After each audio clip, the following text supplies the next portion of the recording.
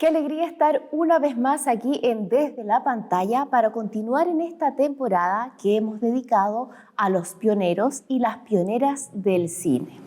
Hoy analizaremos, profundizaremos en una figura que se ha hecho llamar y ha sido conocido como el padre del cine. Vamos a profundizar un poquito más en ello. Actor también, ávido lector, vamos a estar aprendiendo sobre David Ward Griffith, aquí en Desde la Pantalla.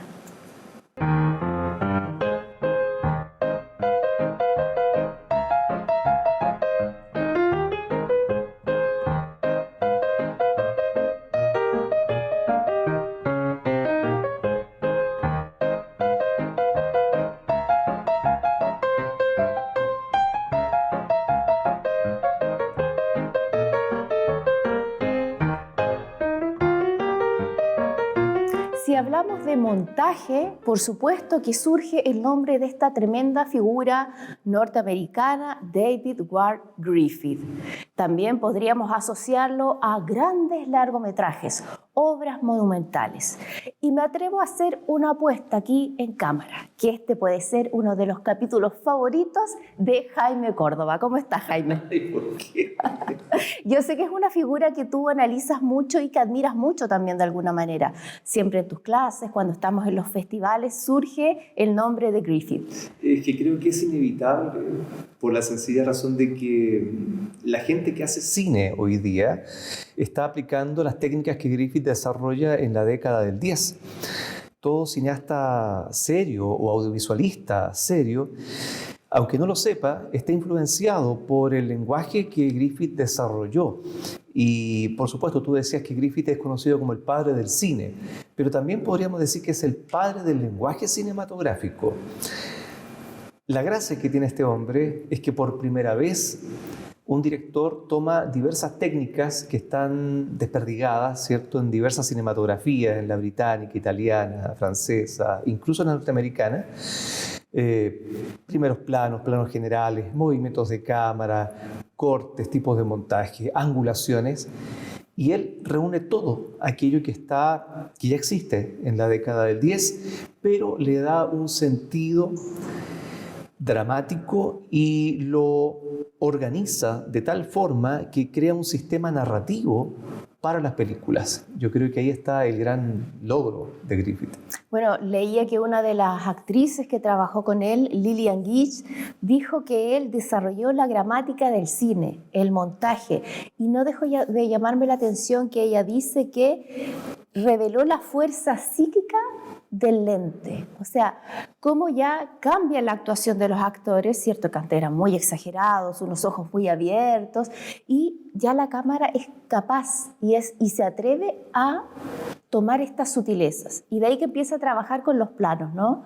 ¿Cierto? Al principio él tenía una técnica que quizás era mucho más estática, parecida a las de estos pioneros que vimos en otros capítulos, más desde la mirada del espectador, pero ya empieza a beber de otros maestros y a estructurar este lenguaje, como bien dices tú, la gramática, cada una de las partes y en qué orden van para poder narrar. Griffith decía, yo los hice ver, de forma muy modesta.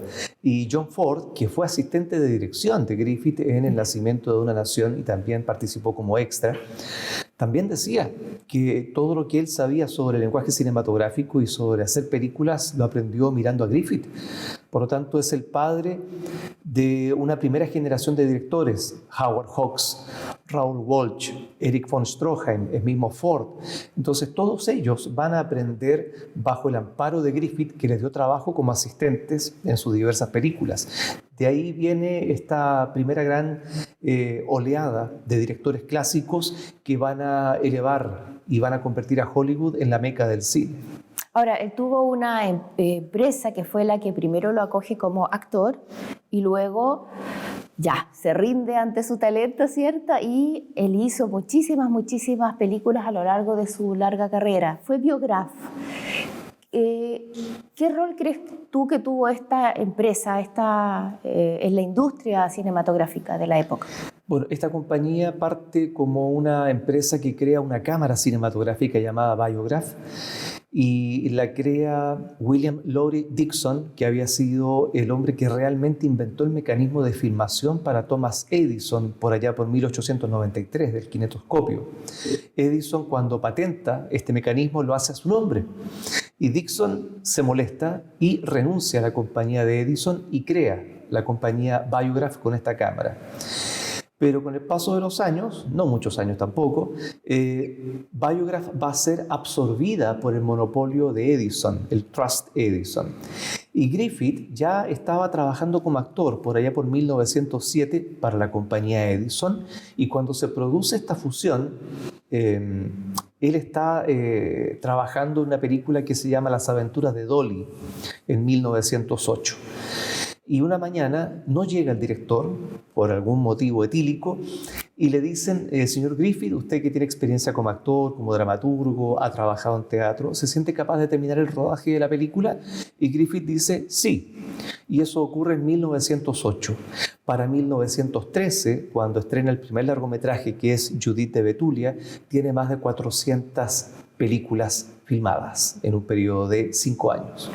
Vamos a ver entonces un pedacito de este debut como director por estas circunstancias azarosas de la vida que nos sacaron a Griffith de frente a las cámaras a detrás de las cámaras. Entonces vamos a ver Las aventuras de Dolly, un corto de 1908.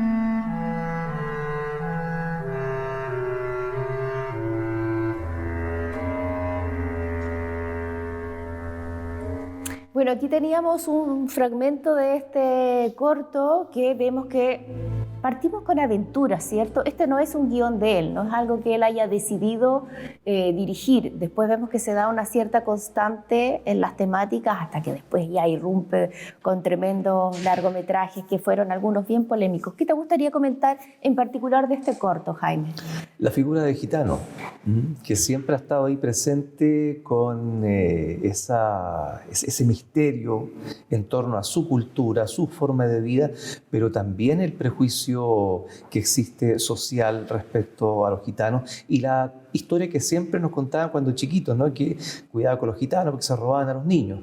Acá lo vemos, ¿no? Pero ese robo es motivado ante el rechazo y el maltrato de esta supremacía blanca y ellos, como forma de venganza, se raptan a la pequeña Dolly, que luego la esconden en un barril que cae a un río y se arrastra, es decir, muchas peripecias en poco más de 10 minutos y que Griffith va a demorarse un par de días en filmar. Griffith contaba que una película, y John Ford también contaban, que una película de un rollo o 2 rollos, por lo general demoraban 2 días en la filmación. Y cuando uno saca la cuenta de que Griffith produce 400 películas en 5 años, uno saca la cuenta de que Griffith está haciendo prácticamente 2 películas y media por semana, filmando, cortando, haciendo el montaje y estrenando. Por lo tanto, eso le va a permitir tener una mayor comprensión de la importancia del montaje, la importancia de este choque dialéctico entre 2 planos distintos y las significaciones que pueden resultar para el espectador en torno a eso. Manejar la sutileza en la actuación, saber dónde colocar la cámara para que la acción sea lo más clara posible y también otro punto muy particular es dosificar la acción y llegar a un punto de clímax donde la acción y los planos se acortan en su duración y se produce una aceleración, lo cual genera angustia o ansiedad en el espectador. Ahora, dentro de la investigación para preparar este capítulo, algunos actores relataban que él acostumbraba a ensayar muchísimo.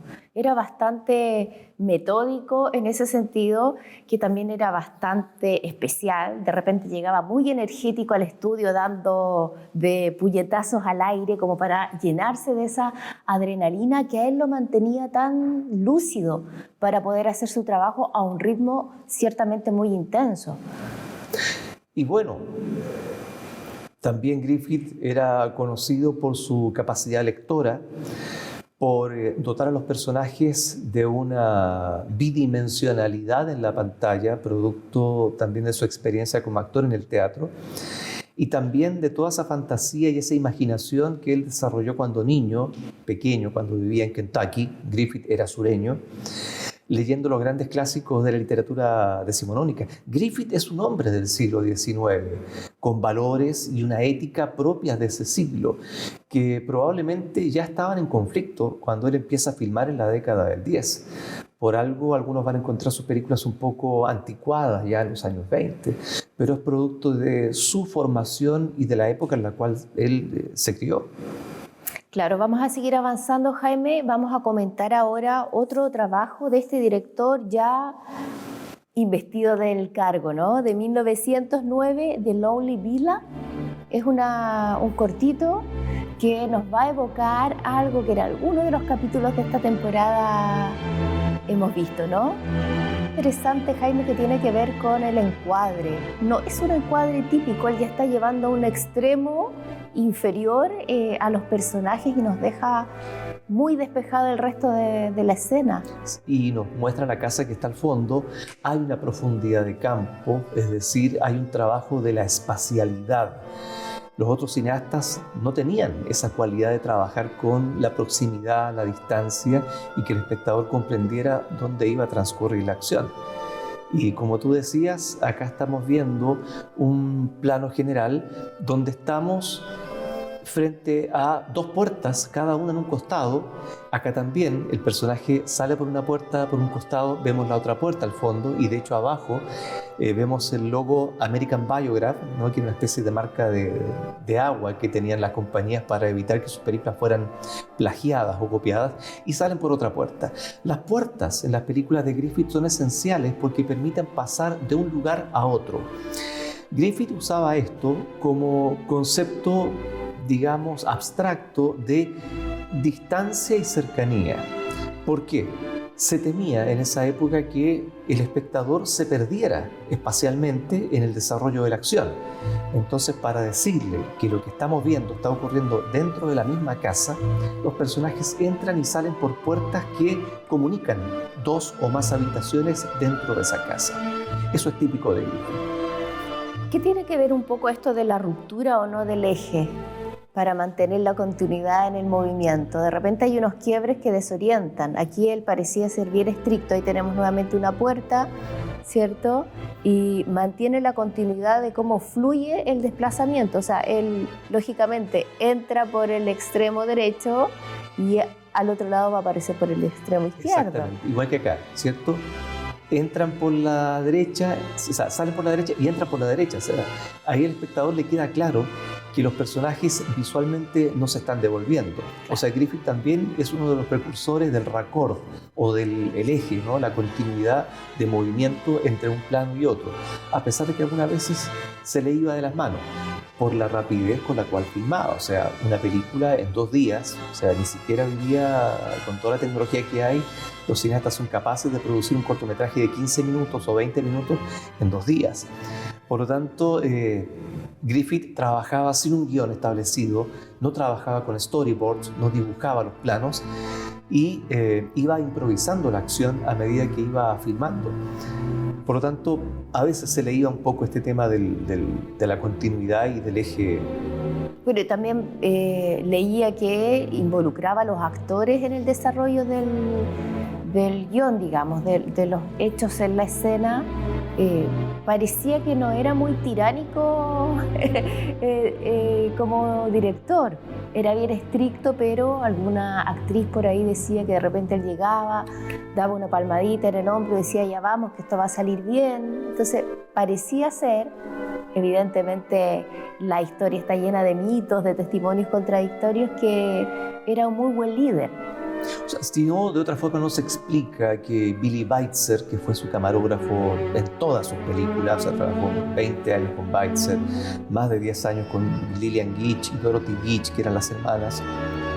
O sea, si hubiese sido un mal hombre, no habría tenido un equipo a su alrededor que lo hubiese seguido en cada película. Lo mismo pasaba con John Ford, gente que trabajó 35, 40 años al lado de Ford, y también se dicen las cosas más desagradables de su personalidad. Sí. Pero también tenemos a este equipo fiel que sabía que el hombre, por muy jodido que fuera, tenía la razón y hacía buenas películas y querían estar con él.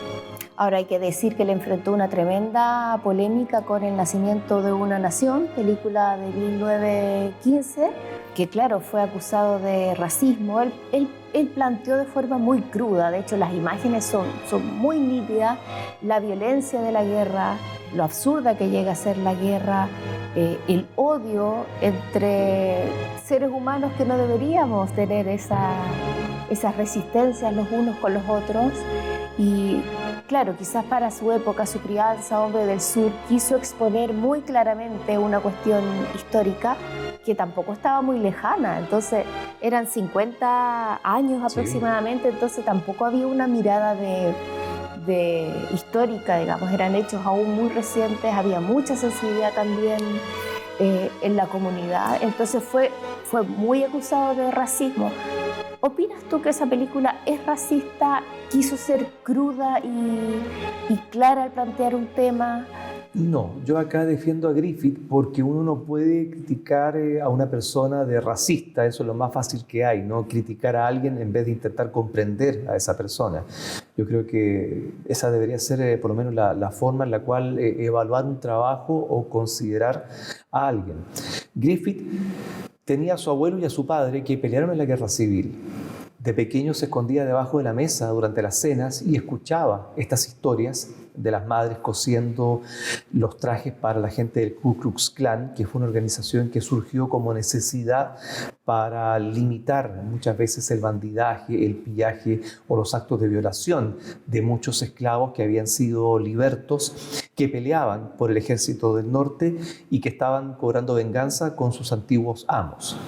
Pero una cosa es ser racista y la otra cosa es tener una ideología respecto a un tema. La ideología como conjunto de creencias es inmutable en el ser humano a través de toda su vida. Las ideas cambian, las ideas son prejuicios y cuando conocemos algo, nuestra idea y nuestra percepción cambian. Pero cuando uno ha sido criado bajo un sistema de creencias, estas casi no tienen cuestionamiento. Son dogmas ante los cuales uno vive y se rinde libremente porque piensa que eso es lo correcto y eso es verdad. Y eso es lo que le sucede a Griffith como sureño. Él creía que la guerra civil o las condiciones de vida que habían en el sur eran las propias que la cultura del sur de Estados Unidos había impuesto como una formación ideológica. Por lo tanto, Griffith, cuando le preguntan si él había sido racista, él dijo que en ningún momento quiso burlarse de la comunidad afrodescendiente ni ser racista. Por supuesto, a alguien que escuche esto le puede parecer contradictorio, pero si uno piensa que Griffith está hablando desde su ideología, a él no le parece que es racista. Por eso hay que comprender su crianza, su formación, su contexto y ver la película que él hizo. Bueno, como reacción a todas las críticas que recibió en su época, él dio a luz Intolerancia, una obra pero tremenda. Podríamos decir que Griffith es el padre de estas superproducciones. En Estados Unidos sí. De hecho, el primer largometraje en Estados Unidos lo hace Griffith, que es Judith de Betulia, que lo vamos a ver en un momento más, y motivo por el cual lo despidieron de la compañía Biograph. Pero antes de avanzar en eso, me gustaría volver a The Lonely Villa, que vimos recién, porque me recordó mucho, y tú también lo insinuaste, a la película Suspense o Suspenso, ¿no? De Lois Weber de 1913. Así es. 4 años después de esta película, donde también vemos a esta mujer sola que va a quedar en la casa con sus hijas, el marido que sale y estos tipos que están observando los movimientos desde el jardín de la casa para entrar a robar. Claro, aquí si es posible comparar, vemos que Lois Weber alterna, digamos, pone dos situaciones de una sola vez en el plano. Ahí quizás podría haber una innovación en relación al tipo de montaje que estaba haciendo en esta época Griffith. Usa la pantalla dividida, por ejemplo. Eso, la pantalla dividida, bien dices tú, pero parece que el tema es muy lo mismo, ¿no? ¿Cierto? Alguien se queda solo en casa, pide ayuda y ahí por supuesto que entra la tecnología como un protagonista importante en la escena. Y de hecho hay 2 películas más de Griffith que tocan un tema muy similar. El operador solitario, que es la historia de una muchacha que está en una estación de trenes y que se comunica con el telégrafo y que entran a robar. Y la otra película de 1912, La muchacha y su confianza, también con el mismo tema. Una muchacha que le ofrecen tener un arma en su caseta porque van a bajar un saco con dinero de uno de los trenes para pagarle a los trabajadores de la vía férrea. Ella dice, no, aquí nunca pasa nada. Y finalmente entran 2 delincuentes a robar el dinero y ella también se comunica con el telégrafo. Entonces, al parecer era recurrente el tema de la soledad, el peligro y la forma del rescate o la salvación de último minuto, tan típico del film de los films de Griffith. Claro, ahí vamos generando la tensión. Recordemos que teníamos que contar una historia en muy poquito tiempo, aún estamos haciendo cortometraje. Tenía que avanzar rápido, pero nuestra emoción no podía quedarse enganchada en lo bucólico de un principio, sino que teníamos que poner el corazón a tope. Y eso es lo que llama la atención de Griffith. No es un cineasta contemplativo, es un cineasta de acción, porque están sucediendo cosas en cada minuto. Películas que duran 14, 15 minutos tienen todo ese universo emocional, un vaivén emocional que lo logra en muy poco tiempo. Y con cosas que muy probablemente era posible que el espectador empatizara. porque estarían en las noticias, porque le pasó a un vecino, ¿cierto? Entonces temas que están muy ahí a flor de piel. Seguimos avanzando y nos vamos a trasladar al año 1912 con Los Mosqueteros de Big Alley. Este también es un corto, ¿no? Exactamente, y es probablemente la primera película de gángsters de la historia del cine. Vamos a ver entonces este cortito.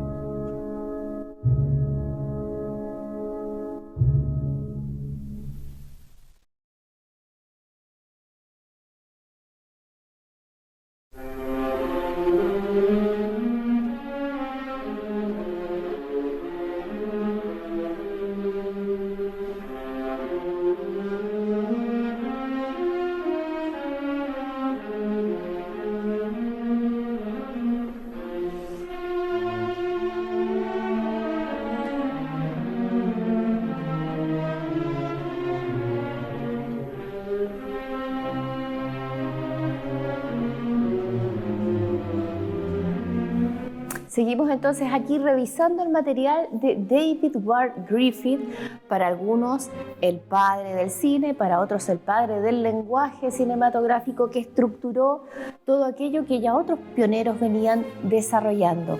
Jaime, hemos visto Los Mosqueteros de Big Alley, 1912. ¿Qué te parece digno de destacar de esta pieza? Bueno, sigue estando el estilo de Griffith de cruzar las puertas, no solamente para marcar el raccord, sino que la continuidad espacial, ¿no? Las puertas son estos elementos comunicantes en un mismo espacio. Y la caracterización de estos gángsters, porque en verdad gángster o gang, ¿no? Una banda, De bandas. Tienen un aspecto bastante romántico, ¿no? Pueden ser malos, pueden ser malandrines, pero en el fondo de repente hay acciones nobles que estos personajes tienen y que van a ser retomados, ¿no? Históricamente ya a fines de los años 20 con películas como Los Muelles de Nueva York, ¿no? Y otros films que después en la década del 30, como El enemigo público número 1, El pequeño César, Cara cortada, van a ir endureciendo frente a la época de la prohibición y también frente a una reacción muy puritana por parte de la sociedad norteamericana frente a estos personajes que incluso en las películas de la Warner en los años 30 son elevados casi a la categoría de héroes trágicos, ¿no? Y héroes románticos, ¿no? Porque son los tipos que están en contra del sistema, vendrían a ser hasta cierto punto delincuentes revolucionarios, y la gente termina viéndolos como sujetos que son duros, ¿cierto? Y son capaces de derrocar un sistema, ¿no? Impuesto por el Estado o por la Iglesia. Entonces, bajo la égida de la cantidad de personajes románticos de la literatura del siglo XIX, por supuesto que calzan a la perfección, que además son trágicos. Con su muerte, ¿cierto?, viene la redención de sus pecados, o con un último acto noble se redimen de todo el mal que han hecho. Pero todo surge de esta película. Tú decías que fue Judith de Betulia la que hizo que cesara el contrato con Biograph, ¿no? Vamos a ver un trozo de este, que fue un largometraje basado en el libro bíblico de Judith. ¿Por qué? ¿Qué pasó aquí? ¿Por qué cortan contrato? ¿Qué no les gustó? Primero, la duración de la película. Ya Griffith pasa de hacer cortometrajes de 15 a 20 minutos a una película de 1 hora. Segundo, la pereza de los productores norteamericanos, que ganaban lo mismo con cortometrajes o con películas largas. Tercero, la película costó $35.500 y eso tampoco le gustó la módica suma. Biograph. Entonces, la película no se estrena el año 13, sino que se produce esta disputa con Griffith de que no le permitieron entrar a la sala de montaje para hacer el montaje que él quería de la película, y Griffith renuncia. Y cuando él se va, Biograph estrena esta película en su ausencia. Vamos a ver entonces aquí el eje de la polémica, Sí. ¿cierto? Un trocito de Judith de Betulia de 1913.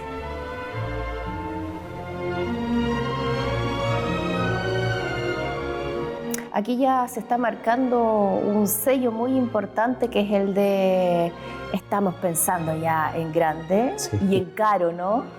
Producciones grandes con muchísimos personajes, en exteriores, manejo de los exteriores.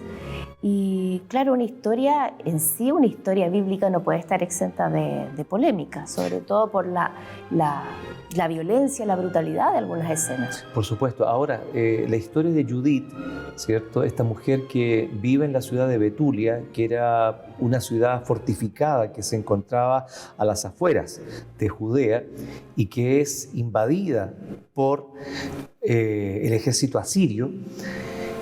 Ella va a representar de alguna forma también lo que Guy de Maupassant va a escribir en Bola de Cebo, y también lo que John Ford va a realizar en La Diligencia. O sea, la mujer que se sacrifica, que se va con el enemigo, que es seducida por el enemigo. ¿Con qué finalidad? Para salvar a su pueblo, salvar a su gente. Pero ese vínculo emocional, sentimental, físico con el enemigo le va a provocar el repudio y el rechazo de su propia comunidad. Sí, este fue un largometraje que tuvo una duración de 1 hora y 1 minuto. 1 hora y mira qué precisión, 1 hora y 1 minuto. Bueno, acá Judith, que es esta muchacha que comprende que la ciudad está en juego, visita el campamento de Holofernes, que es el general asirio, y tiene un romance con él. Termina enamorándose de él, pero sabe que tiene que eliminarlo para que la ciudad no caiga bajo el asedio. Ahora, Griffith renuncia a Biograph y el año 14 la compañía estrena la película porque le jugaron bastante chueco. En el contrato aparecía que Biograph tenía que compartir las ganancias de las películas con Griffith. Entonces, habiendo renunciado y sabiendo que esta producción costosa iba a recuperar con creces el presupuesto, se evitaron tener que compartir las ganancias con Griffith, que perdió todos los derechos sobre la película. ¿Y la aceptación fue exitosa de parte del público en las salas? Por supuesto que sí. De hecho, eso va a motivar a que Griffith después realice El nacimiento de una nación, ya no con 1 hora, sino que con 3 horas y algo, y después Intolerancia también de casi 3 horas. O sea, el público americano le toma el gusto a estas películas históricas, épicas, de largo aliento, y Griffith se va a sentir a sus anchas, pudiendo desarrollar casi como si fuese una novela, ciertos personajes secundarios, tramas secundarias, para que todo confluya en el clímax final. No olvidemos que para Griffith la narrativa cinematográfica, con detalle, con precisión, con primerísimos primeros planos, surge precisamente de la comprensión de cómo un novelista narra en sus novelas. Una novela es un 70% descripción y un 30% diálogos. Por lo tanto, Griffith comprende que para narrar y describir tiene que hacer acercamientos con la cámara, mostrar detalles que van a ser importantes para la acción. Claro, y como decíamos anteriormente, cómo el lente se encarga de transmitir esas emociones. Y para eso el cambio de plano, ¿cierto? Un primer plano para captar las inflexiones del rostro, de la mirada. Bueno, lo increíble, lo que no deja de sorprenderme a lo largo de toda esta temporada, es cómo se logran las narraciones de una forma tan rica y tan vivaz, a pesar de no contar con el audio, que es algo con lo que prácticamente ya no podemos prescindir en la actualidad, ni música. O sea, pero tú ves esto y ves la riqueza del trabajo de dirección y de interpretación de los actores. Y tú dices, ¿qué tenía Griffith en la cabeza? ¿No? Porque él llegaba, miraba el negativo a la luz, lo cortaba, lo raspaba, lo pegaba, y él armaba el montaje manualmente. No había moviolas para hacer la edición, sino que se hacía a mano. Y Griffith hacía todo ese trabajo. Imagínate con El nacimiento de una nación e Intolerancia, saber dónde cortar, darle la duración y la cadencia a un plano, sabiendo que 18 fotogramas eran 1 segundo de película y en base a eso ir cortando e ir armando. Claro, la precisión, o sea, las generaciones más jóvenes, los cineastas de hoy que trabajan en digital, sabemos que si un plano lo cortaste, rehaces todo y recuperas. Ahí si tú errabas o te equivocabas y dañabas un fotograma, ya no iba a ser lo mismo. Entonces, porque estabas trabajando con el negativo de cámara. Claro, era un trabajo de joyería, podríamos decir. Exacto. Eran otros procesos que vale la pena conocer absolutamente y que de alguna manera nosotros queremos relevar aquí desde la pantalla. Reconocer ese trabajo artesano de pioneros y que de alguna manera las nuevas generaciones no tienen por qué descuidar. Es otro el soporte con el que se trabaja. Pero creo yo, desde mi posición, que la disciplina, el cuidado, ese trabajo meticuloso debe sostenerse. Me gustaría agregar algo. Intolerancia fue una película que contó 4 historias de forma alternada. El público no comprendió el significado conceptual de la película, que es la intolerancia hacia el amor, hacia la religión, ¿cierto? Porque pensamos distinto, creemos distinto, somos destruidos por otros grupos. Intolerancia fue un fracaso, el primer gran fracaso de la historia de Hollywood, fracaso multimillonario. Griffith hizo los decorados más grandes que se hayan construido para una película hasta ese momento. Esos decorados terminaron desmontándose y reutilizándose para la ciudad de Atlanta, en lo que el viento se llevó. El incendio que vemos con The Clark Gable, detrás de eso está montado son los decorados de Intolerancia y que además fueron las murallas de King Kong en 1933.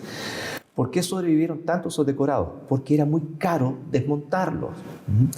Ahora, Griffith, después de Intolerancia, juega sobre seguro. Realiza melodramas muy populares, no vuelve a innovar. Y toda la década del 20 lo va a encontrar, con excepción de la película América de 1925, la década del 20 lo va a encontrar con algunas imágenes poderosas, ¿no? Las dos tormentas o las huérfanas. Pero sus películas van a carecer de esa fuerza y de esa innovación.